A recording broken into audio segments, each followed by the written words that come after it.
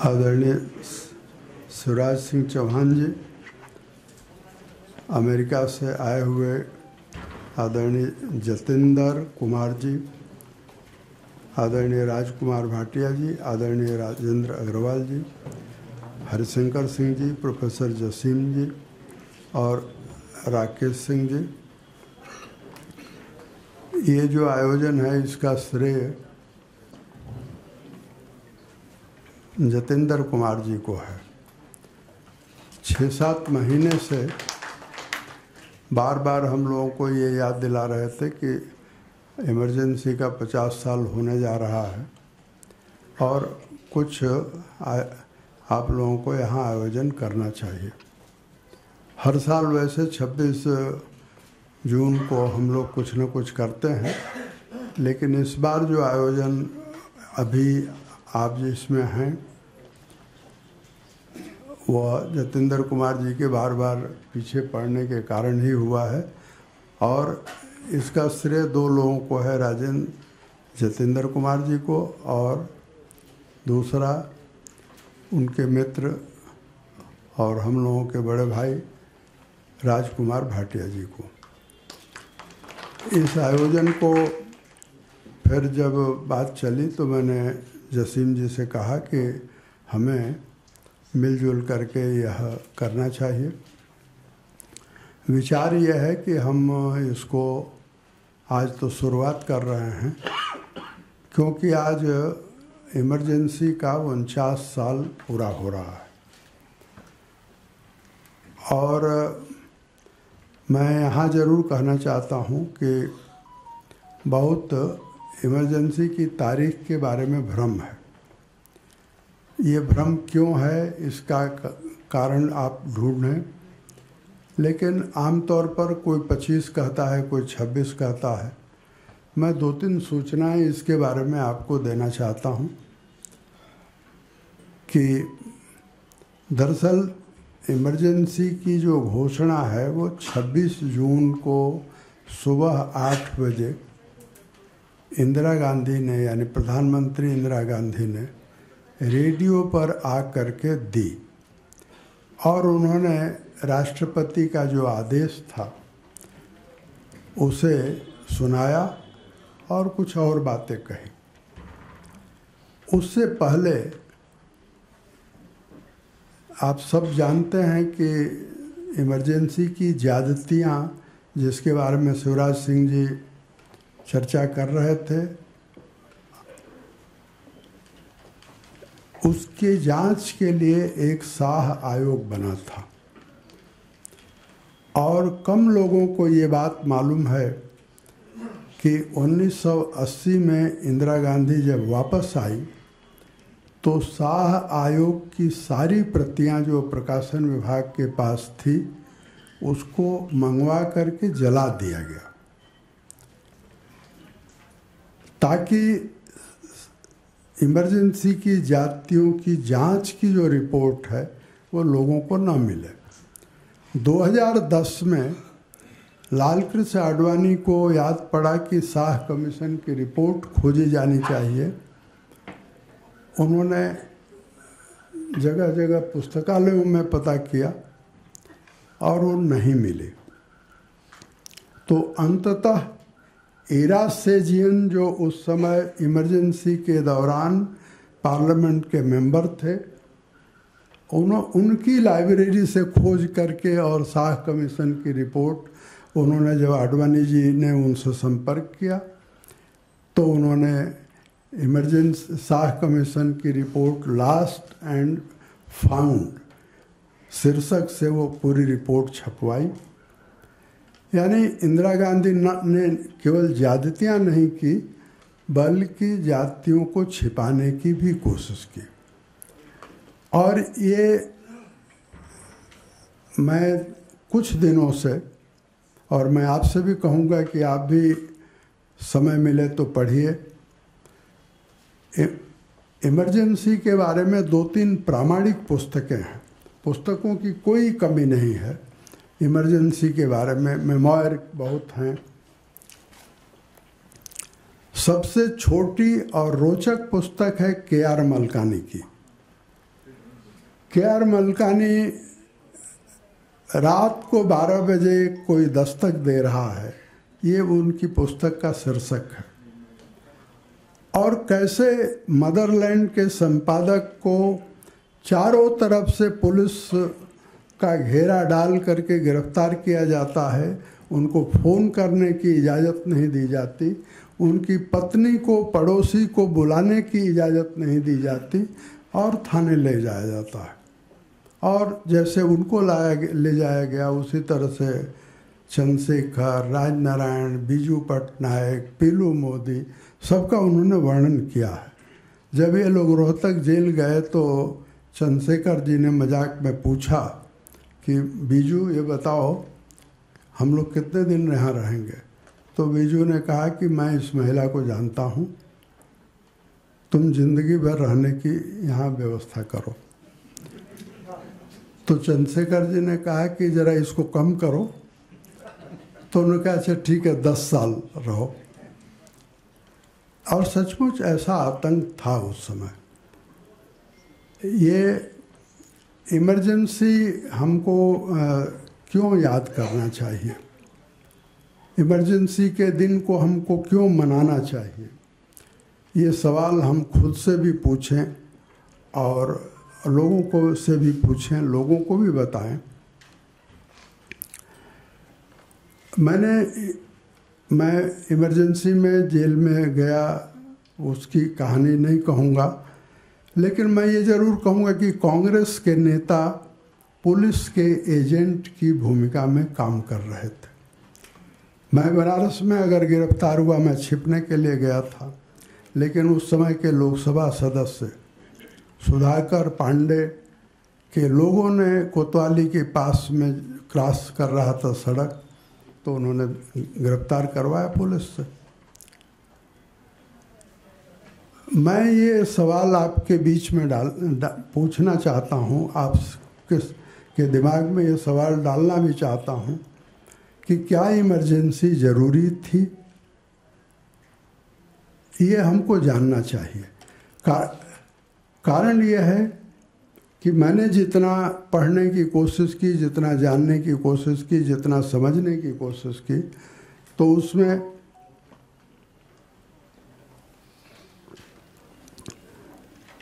मैंने ये पाया कि इमरजेंसी की कोई ज़रूरत नहीं थी। 26 जून की सुबह इंदिरा गांधी ने रेडियो पर जो भाषण दिया है उसको खोज लीजिए, उसको पढ़िए और उसके बाद सच्चाइयों से उसका मिलान करिए। तो क्या जयप्रकाश नारायण ने पुलिस को बगावत के लिए उकसाया था? क्या जयप्रकाश नारायण ने सेना को बगावत के लिए उकसाया था? नहीं, सरासर झूठ है। लेकिन इंदिरा गांधी ने ये इमरजेंसी लगाई। इमरजेंसी क्यों लगाई? तो प्रोफेसर पी.एन. धर की पुस्तक का मैं आपको जानकारी दे रहा था। पहले मैं बताऊं आपको कि प्रोफेसर पी.एन. धर थे कौन।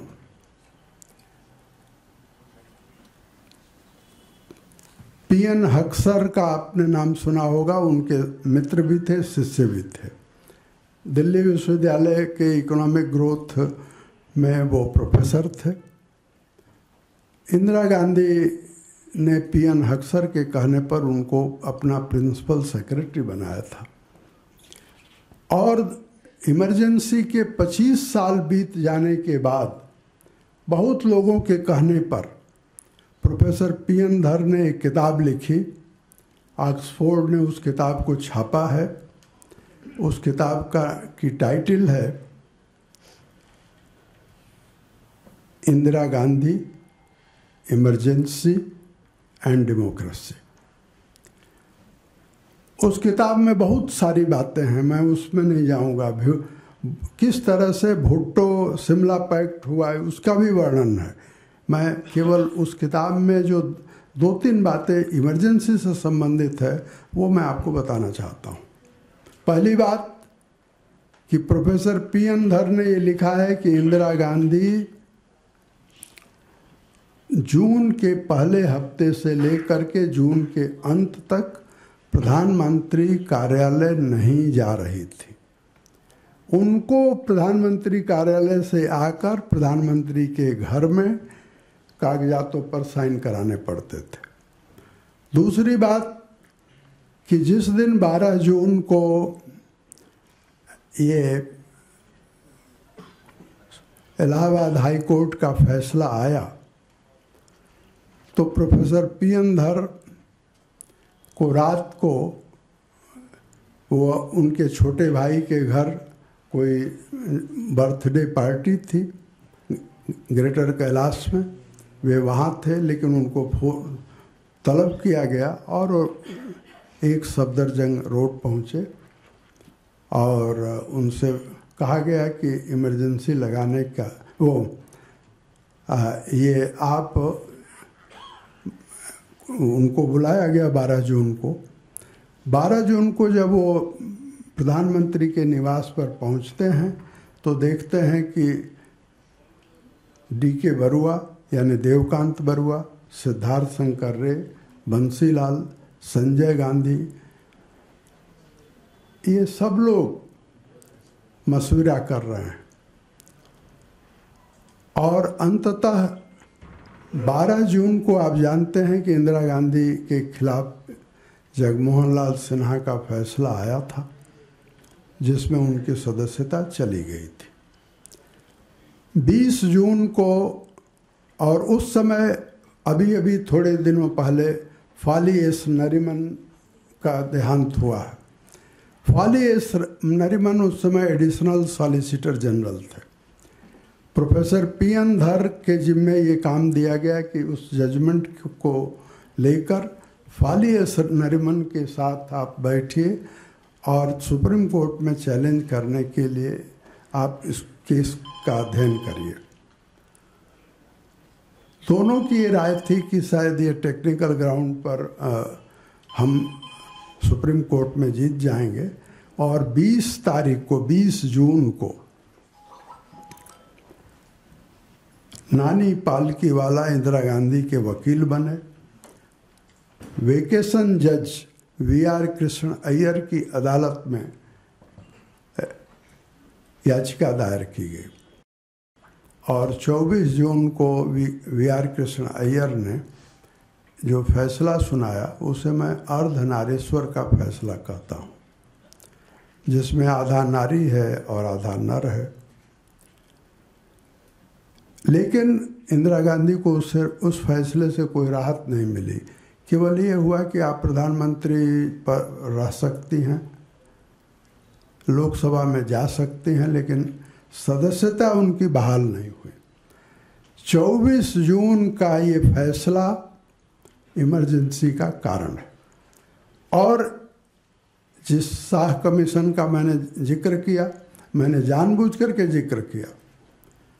शाह कमीशन की रिपोर्ट अगर आप पढ़ेंगे तो उसमें सिद्धार्थ शंकर रे, जो इंदिरा गांधी के दोस्त भी थे, बैरिस्टर भी थे और पश्चिम बंगाल के चीफ मिनिस्टर भी थे, उन्होंने शाह कमीशन के सामने ये गवाही दी है कि 25 जून की सुबह मैं इंदिरा गांधी के साथ जब फखरुद्दीन अली अहमद साहब के साथ के पास जा रहा था, यानी राष्ट्रपति के पास, तो विजय चौक पर गाड़ी पहुंची और इंदिरा गांधी ने मेरी तरफ रुख करके कहा कि सिद्धार्थ, यह बताओ कि मंत्रिमंडल की बैठक बुलाए बगैर कैसे इमरजेंसी लगाई जा सकती है।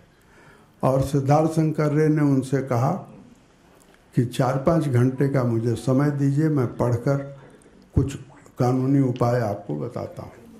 और उन्होंने उपाय बताया कि अगर राष्ट्रपति दस्तखत करने के लिए तैयार हो जाएं तो आप इमरजेंसी की कार्रवाइयाँ शुरू कर सकती हैं, लेकिन इमरजेंसी की घोषणा तो तभी होगी।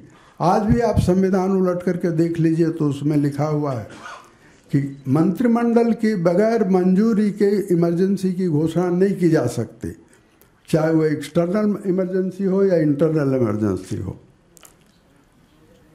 परंतु इंदिरा गांधी ने इमरजेंसी की घोषणा तो 26 जून को की, सुबह 4 बजे, रात में सुबह के 4 बजे मंत्रियों को जगा जगा करके और एक अकबर रोड के उस इंदिरा गांधी के रेसिडेंशियल ऑफिस में कैबिनेट की बैठक बुलाई गई और उसमें राष्ट्रपति के आदेश को सुनाया गया। उसका मतलब था कि आप रेटिफाई करिए।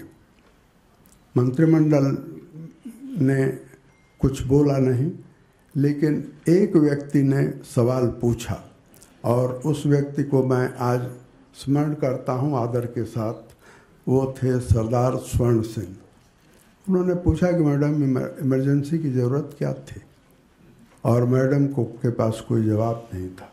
मैडम को जल्दी थी रेडियो पर जाने की। तो ये जो इमरजेंसी लगाई गई, अगर भारत की जगह कोई दूसरा देश होता तो इंदिरा गांधी के खिलाफ जिस तरह से न्यूरमबर्ग का ट्रायल हुआ था, उस तरह से लोगों की हत्या के लिए, लोगों को जेलों में डालने के लिए इंदिरा गांधी के खिलाफ मुकदमा चलाया जाता।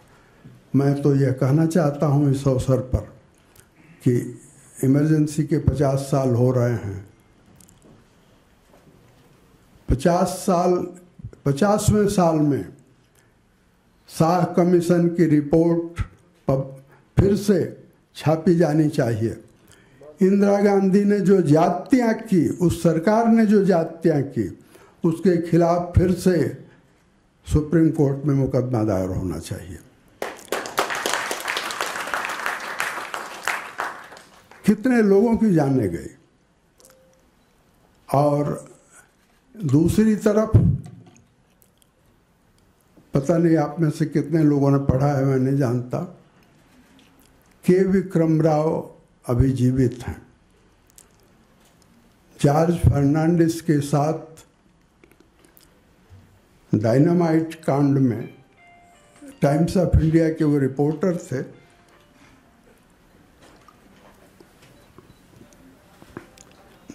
हथकड़ी लगाकर, जैसे शिवराज जी ने बताया, वैसे उन लोगों को हथकड़ी के अलावा बेड़ी भी लगा दी गई थी।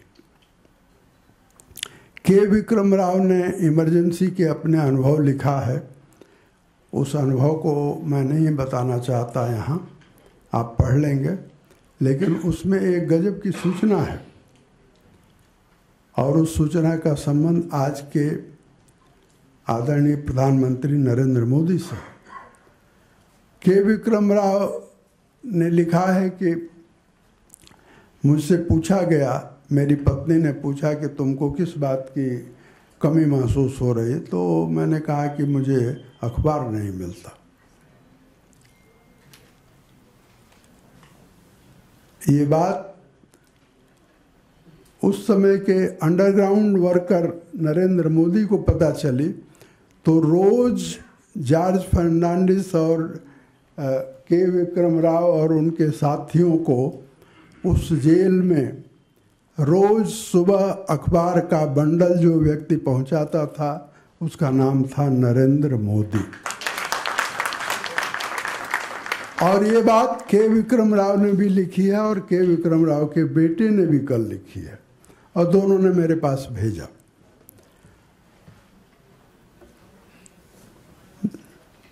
तो जो लोग संविधान की प्रतियां दिखाकर और संविधान की रक्षा करना चाहते हैं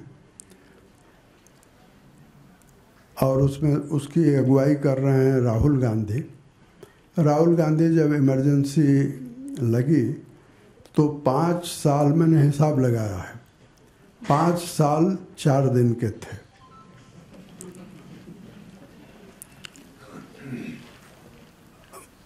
इस मंच से मैं सलाह दे सकता हूं, मुझे लगता है मैं उनको ये सलाह देना चाहता हूं कि आप बिशन टंडन की वो 2 किताबें पढ़ लीजिए। प्रधानमंत्री कार्यालय से आपातकाल की डायरी 2 खंडों में है, और पीएम धर की वो किताब पढ़ लीजिए। ये दोनों बिशन टंडन प्रधानमंत्री कार्यालय में 11 साल थे। प्रोफेसर पीएन धर 71 में प्रधानमंत्री कार्यालय उन्होंने ज्वाइन किया था, और मुरारजी भाई जब प्राइम मिनिस्टर हुए तो मुरारजी भाई को प्रधानमंत्री की जिम्मेदारी संभालने का सहयोग देने के बाद उन्होंने उनसे कहा कि मुझे आप छोड़ें। तो प्रधानमंत्री मुरारजी भाई ने पूछा कि तुम्हारी जगह दूसरा नाम कौन सा हो सकता है, कैबिनेट सेक्रेटरी कौन हो सकता है। पीएन धर ने जो नाम बताए उसको मुरारजी भाई ने स्वीकार कर लिया। ऐसा प्रामाणिक व्यक्ति जब अपनी किताब में लिखता है कि इंदिरा गांधी जो जानकारी उन्होंने दी है, इमरजेंसी लगाने का फैसला अपनी कुर्सी बचाने के लिए इंदिरा गांधी ने किया, और इमरजेंसी के दौरान जो राज चला वो संजय गांधी का राज था। इसलिए उस दौरान एक शब्द प्रचलित हुआ, एक्स्ट्रा कॉन्स्टिट्यूशनल अथॉरिटी।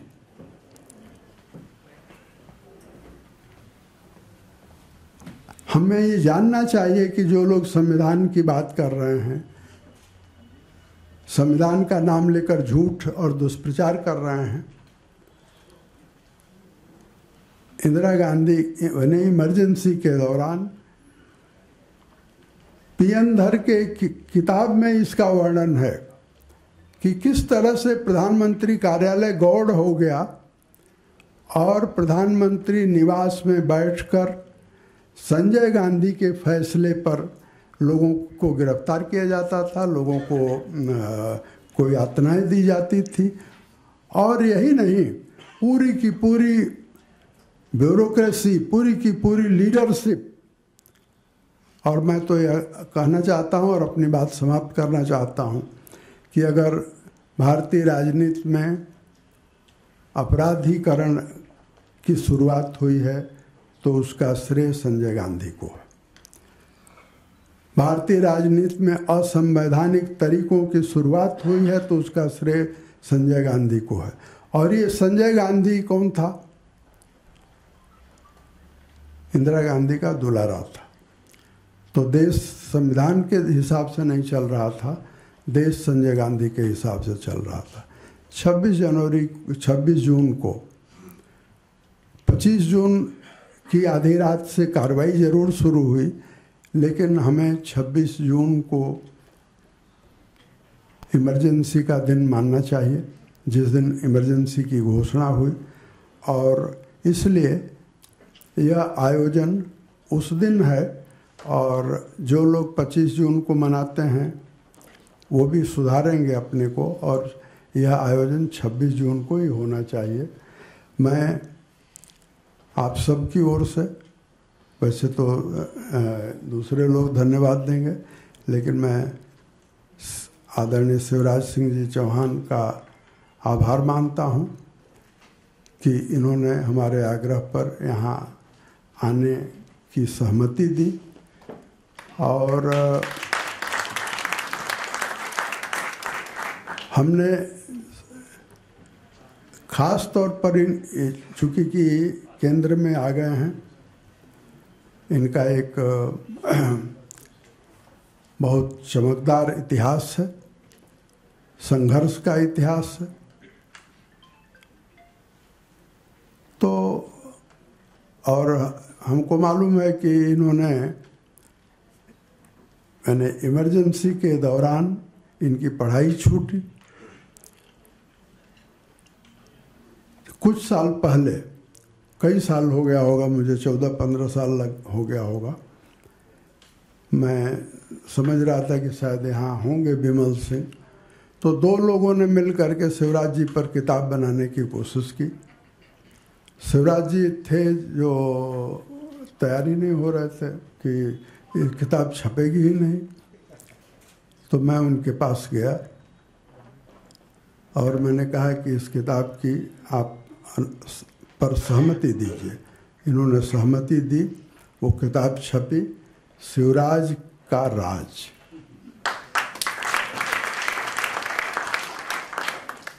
उस किताब में इमरजेंसी के इनके किस्से भी हैं, जिसका थोड़ा सा वर्णन आपने किया। तो इमरजेंसी में जो व्यक्ति जिसके जीवन की शुरुआत संघर्ष से हुई है, तानाशाही के संघर्ष से हुई है, वह व्यक्ति हमारा मुख्य अतिथि है। अतिथि कहने का मतलब यह नहीं होता है कि आप बिना तिथि के आ गए हैं। अतिथि का मतलब ये होता है कि हम आपको सम्मान दे रहे हैं और आप सम्मान के लायक हैं। तो मैं अपनी बात पूरी करता हूँ।